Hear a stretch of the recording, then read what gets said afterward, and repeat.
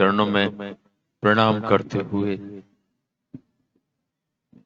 सभी साधक बंधु बांधव, एक क्रम चल रहा था वचनों का, भजनों का और शब्दों का। हम लोग सब श्रवण भी कर रहे थे, लेकिन एक श्रृंखला थी जो टूटी ही नहीं रही थी। हमारा नंबर भी नहीं आ रहा था। भजन वालों भी थक गए असल में, तो उन्हें भी लगा कि अब तो आरती कर ली जाए, पर हमारे अगल बगल से ऐसी खबर आई कुछ बोलना भी चाहिए, क्योंकि अधिकतर लोग चले जाएंगे। तो फिर हिम्मत की। आज यहां कई वर्षों बाद, अभी अग्रवाल साहब से चर्चा चल रही थी, हमारे ख्याल से इस क्षेत्र के जितने सत्संगी हैं करीब करीब सबकी उपस्थिति यहां दर्ज हुई है। थोड़े बहुत ही कुछ रह गए होंगे शायद।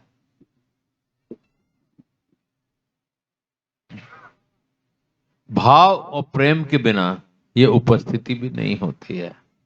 कहीं ना कहीं हमारे लिए जगह होगी और सदगुरु की कृपा की आकांक्षा होगी, इसीलिए सब हम एकत्रित होते हैं और हम भी इसीलिए इधर आते हैं। ये क्षेत्र पावन रहा है। हमारे जो मालिक सदगुरु की कृपा, इस क्षेत्र में जिस समय सड़कें भी नहीं थी, ड्राइवर जरूर हमें ही बनाया हुआ था। 1977 की बात है। और यहां उस परिवार से भी जिन लोगों के यहां गए थे, कुछ लोग यहां आए हुए हैं, क्योंकि जब जो थे वो अब नहीं है, लेकिन परिवार के सदस्य हैं। वहां भी ऐसा नहीं है कि जुड़ाव नहीं रहा है, और उन लोगों ने भी यहां उपस्थिति दर्ज कराई। और इस क्षेत्र में हुजूर मालिक साहब तो पधारे ही हैं, उससे पूर्व भी स्वामी विष्णु तीर्थ जी महाराज भी शायद इस क्षेत्र में आए हैं। राधा स्वामी जी महाराज भी इस क्षेत्र में आए हैं। तो वो वाइब्रेशंस मौजूद रहती है, और वही कारण रहा है कि बरुआ सुमेरपुर का आग्रह वैसे टलता ही रहा, लेकिन जब उनकी इच्छा है तो टलना कैसे हो पाता, वो तो बन ही गया। और आप सबके बीच में हम भी आ गए। दूर दराज क्षेत्र से सब लोग आए हुए हैं। हम लोगों की हालत, हमारे साथ में जो लोग हैं उन लोगों की हालत, दिन भर चले हैं, रात भर चले हैं और फिर चल ही रहे हैं। वैसे बड़ा बेस्ट है कि ये रास्ता रुकने पे कटता है, चलने पे भटकता है। दोनों चीजें हैं। दौड़त दौड़त दौड़िया जह लग मन की दौड़, दौड़ थकी मन थिर हुआ वस्तु ठोर की ठोर। जब चल चल करके हम रुक जाते हैं और अपने सतगुरु की याद करते हैं, मालिक की कृपा के लिए प्रार्थना करते हैं, तब पता लगता है कि वो तो हमेशा है, साथ में है। लेकिन वो पुकार होना चाहिए सच्ची, वो जिज्ञासा होना चाहिए सच्ची, तो कोई अंतर नहीं रहता।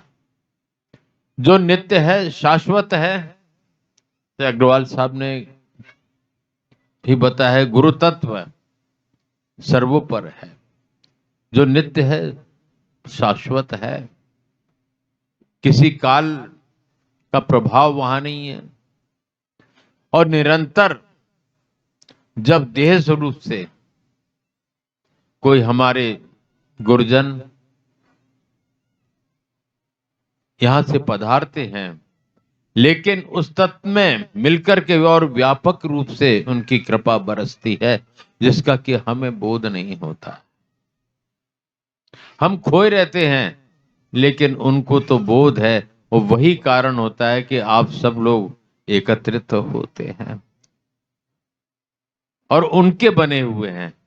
हमारा कुछ इसमें योगदान नहीं है, हम तो अपनी ड्यूटी कर रहे हैं। एक बार अग्रवाल साहब जैसे अमेरिका का दृष्टांत सुनाते हैं। अमेरिका में किसी ने पूछा कि जब आप दीक्षा देते हैं तो आप क्या करते हैं, तो तुरंत ही उत्तर निकल गया कि हम तो कुछ नहीं करते, हम भी बैठे रहते हैं, उसको भी बैठने को कह देते हैं। हाँ, कोशिश करते हैं कि जो भी समक्ष आया है,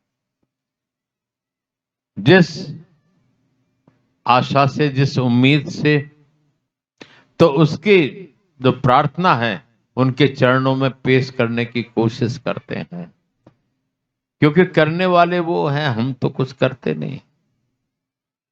तो उनके चरणों में वो अरदास लगा दी जाती है और फिर उनका काम है, हम बेफिक्र होते हैं, वो अपने आप ही संभाल करते हैं। लेकिन हमारा विश्वास, हमारा समर्पण, हमारी श्रद्धा अटूट होने पर उसका अनुभव भी सबको होने लगता है, और साधकों को तो हो नहीं लगता है, जिन्होंने अपने आप को साध करके उनके चरणों की तरफ कृपा के लिए लगन लगाई है। ये लगन है, पुकार है। जितना विरह और प्रेम, ये आवश्यक नहीं होता कि हम खूब जोर जोर से रोएं, दाढ़ मार के रोएं, वही वो सुनता होगा। वो तो हृदय की पुकार सुनता है। अंदर से जिसने पुकारा, तो उसको कहीं बाहर थोड़ी सुनना है, वो तो अंदर ही मौजूद है, वहीं के वहीं उसको सुनाई दे जाता है। और ऐसे साधकों के ऊपर उनकी कृपा बरसती है किसी न किसी रूप में निरंतर, और साधकों को उसकी अनुभूति भी होती है। अपनी साधना प्रैक्टिकल रही है, अनुभव साध्य रही है, और उनकी कृपा से, चूंकि हमारे प्रारब्ध के संस्कार इसी शरीर के अंतर्गत मौजूद रहते हैं, जो शेष रह गए हैं, तो शक्तिपात के द्वारा जब शक्ति जागृत होती है, तो वो संस्कार उसमें रुकावट पैदा करते हैं। तो जो शेष रह गया, उस तरह की क्रियाएं, उस तरह की भाषाएं हमारे अंदर से निकलने लगती हैं। कट्टर कई ब्राह्मणों के मुंह से कुरान की आयतें निकलना शुरू हो जाती हैं। जो अंगूठा टेक है, उनके मुखारबिंद से श्लोक निकलना शुरू हो जाते हैं। इंग्लिश के वर्ड निकलना शुरू हो जाते हैं, जिन्होंने इस दुनिया में आने के बाद वो पढ़ाई नहीं की है। और हम जैसों को भी वो कैसे बुला देता है, ये पता नहीं। ये सब उसकी कृपा और उन क्रियाओं के माध्यम से हमारा प्रारब्ध क्षय होता है, वो संस्कार क्षय होते हैं, और शने शने हम उनके नजदीक पहुंचते जाते हैं और उनकी कृपा के पात्र और बनते जाते हैं। तब एक दिन वो कृपावंत होकर कृपा करते हैं, हमारा जीवन सफल करते हैं। हम तो छोड़ते हैं, भागते हैं, भाव का कुभाव लाते हैं, प्रश्न उठते हैं हमारे अंदर, लेकिन वहां कुछ है ही नहीं। उनको पता है तो नादान है, निर्बल है, भटकाव है इसके अंदर, मन बुद्धि अहंकार का पर्दा पड़ा हुआ है, और उनके उपयोग के कारण वे भटक जाता है, भ्रम में पड़ जाता है। लेकिन वहां तो कुछ है ही नहीं। उन्होंने तो पकड़ा है, पकड़ा है सो पकड़ा है।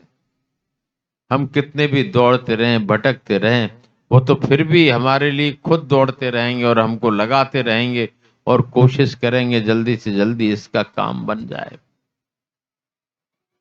हमारे कारणों से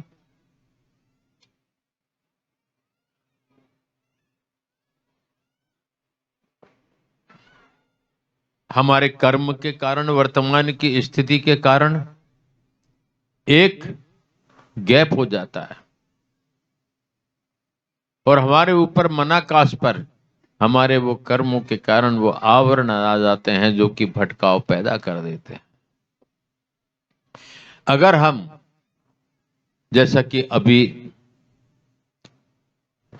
पांडे जी ने आग्रह किया था कि एक दो लोग हैं जिनको दीक्षा की आवश्यकता है, जिज्ञासु हैं, हमने कहा ठीक है।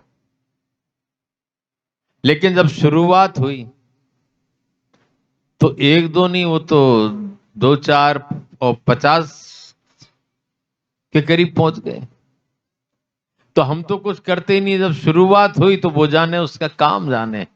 लेकिन हमको जो बताया गया है उसको हमको करना है। जो नाम बख्शिश में हमको मिलता है तो वहां से वो चैतन्य के रूप में मिलता है। अब उसको क्रिया में लाना, निरंतर उसका जाप करना, ये फर्ज हमारा है। तो हम कई विकारों से सुते बचे रहते हैं। जब हम खाली नहीं होंगे तो हमें कोई विचार आएंगे ही नहीं। जब हम अंदर से नाम को सुमरते रहेंगे तो निश्चित है उसके नजदीकी का एहसास होता रहेगा और हमारे अंदर संकल्प विकल्प दुनिया के कम होते जाएंगे, क्योंकि एक कवच, एक घेरा सुते बन जाएगा। और जाप का भी ये है कि जो नाम, जो मंत्र हमको मिलता है, एक ना एक दिन अगर हम निरंतर सुमरन कर रहे हैं तो हमारी स्थिति कई बार ये हो जाती है, जाप मरे अजपा मरे, अनहद हु मर जाए, और सुरत समानी शब्द में ताहे काल ना खाए। अपने आप भी शुरू हो जाता है, वो तो रम जाता है उसमें। हम भूलेंगे, वो अपने आप याद दिला देगा। ये स्थिति भी कई साधकों की हो जाती है।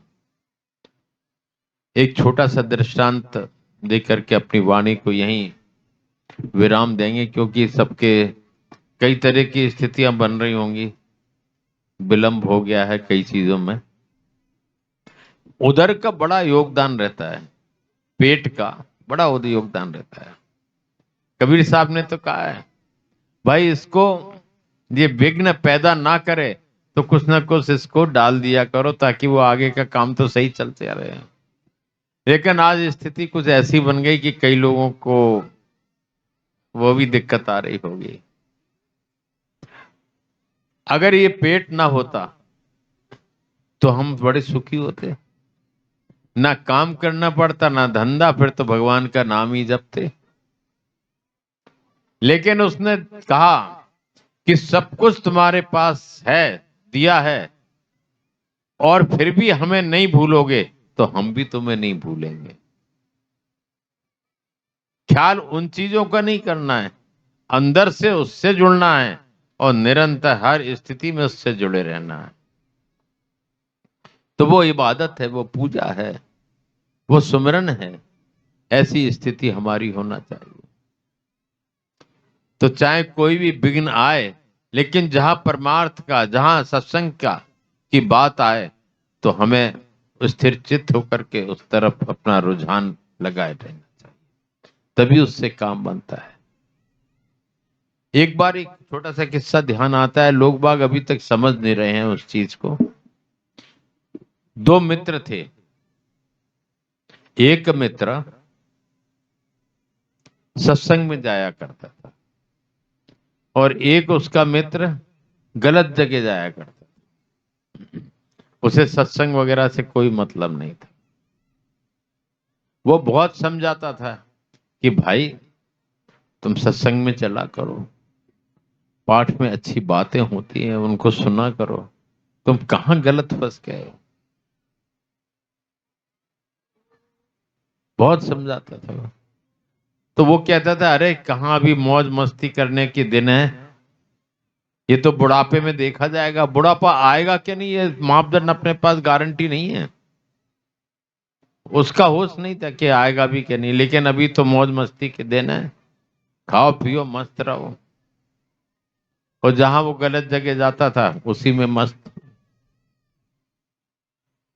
एक दिन जब दोनों की चर्चा होती रहती थी निरंतर, तो एक दूसरे के ऊपर प्रभाव तो पड़ता ही। जैसे करत करत अभ्यास के जड़मत होत सुजान, रस्सी आवत जाव, सिल पर पड़त निशान।